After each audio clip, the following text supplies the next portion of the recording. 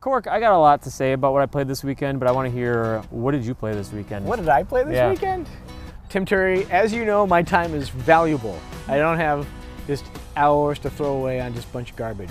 So I downloaded on Xbox Live Marketplace for free a thing called Intel Discovered. I've never heard of that game. You choose if you're a boy or girl, and then using the magic of Kinect, it like puts you behind the scenes at a motion picture thing. You're on a tour. Chris Evans, you may remember him from Captain America. So it's live action, and then you follow the on-screen prompts, a little stunt show, some kicking, jumping. Intel Discovered. And then you go to a dance party, you sneak in through the back, and guess who catches you? Chris Evans. No, Red Foo from LMFAO. I played that for a little bit, and then the crowd just like record skip sound, everyone in the crowd stopped dancing, and I moved on. Okay, there, Intel Discovered. Why is it called that? Intel paid for it, I think. Oh, okay. Yeah. They discovered that if they make a game, you have to watch the same product placement over and over and over. What did you do? We did the marathon, Extra Life 24-hour gaming marathon. Really? I beat Banjo Kazooie for the second time in my life. And you know, we've been having this conversation for a while, like we did a replay of Banjo Kazooie, and I just argue with Ben Hansen and Dan Reichert about this. I've thought that Banjo Kazooie is a better game than Mario 64 for a while. I think it's more polished, it's better presentation, has more character, more personality to it. Themes of the worlds are more interesting. It's better done, I think, overall. And then I was playing it, and I got to this very end part where like you have to do this board game where it's just a quiz of things you experienced throughout the game. And one of the sets of quizzes is Gruntilda's a bad witch, and there's this good witch sister throughout the this man witch. No, it's a sister. It's a sis witch. She's hidden throughout the entire castle, and you have to talk to her.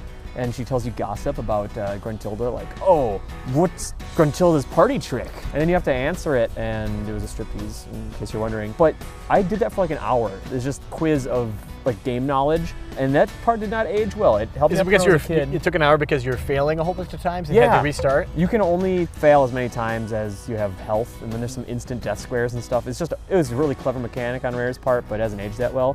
So I need to replay Mario 64 to see what I actually think about that. I moved up to the Doom 3 BFG edition. We don't have a review up on the site yet, but you played Doom 3? Yeah. It's fun. Yeah, it's like you don't aim down the iron sights or anything. There's no melee, like default melee attack you can just click. So there's like some things that are sort of annoying based on today's standards, but Doom 3 is still really fun. Like, and you have the flashlight mounted on your weapon in this one now, all you do is hit the left trigger and flashlights up. Okay. And honestly, the default setting for Doom 3 is it's way brighter. Yeah. They ratcheted that up, but as far as just like running around and blasting dudes in the face with a double-barreled shotgun, like it does that right. Be honest, when you are setting up a game for the first time and it has like, do this until you can see that, the slider, you just crank it up all the way. No. If I think it's a game that's going to be annoying, if it's going to be too dark, what I'll do is be like, oh, adjust it so you can only see the logo a little bit. And I'll do it, and then I'll change it so that I can see it pretty easily. Yeah. Can I tell you something else that was a fun game this weekend? Yes. So when I was a little kid, very sensitive, my parents really enjoyed scaring me, which I thought was the worst thing. And I still think it's just awful. You shouldn't scare your kids. It's very mean. You'd never do anything like that, would you? You would think.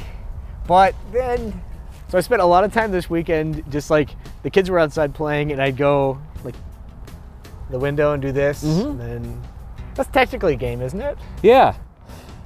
Talk to me, Tim. Okay, this just got really bad. Let's talk about games again. Played some XCOM. Love that game, but I beat it this weekend, actually. Did you? Yeah. You getting enough satellites, bro? Yeah, I didn't realize that you could queue them up. Yeah, queue up a bunch.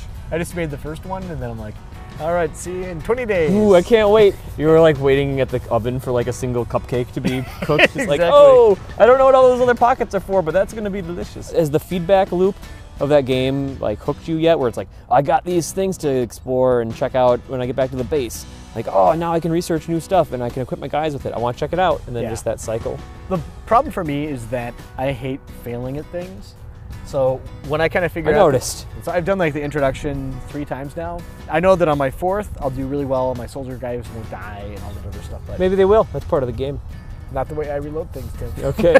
I think I'm going to do a classic Iron Man run my next time through. Are you? But you should stop loading, dude. If you do anything, I would say since you are such a chronic reloader, you should just try doing an easy Iron Man. There's room for improvement there with you, Cork, and that's a fun game. And you don't stop fun games even though you're a terrible sport when you lose.